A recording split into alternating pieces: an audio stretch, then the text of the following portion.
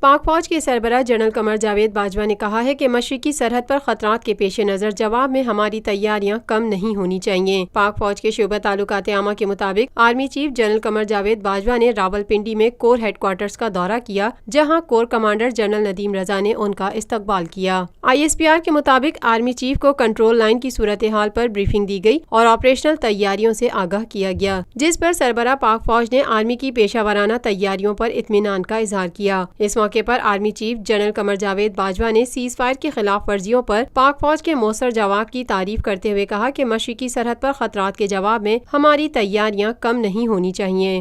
Lotus Lake Towers, a groundbreaking endeavor by Lotus Properties.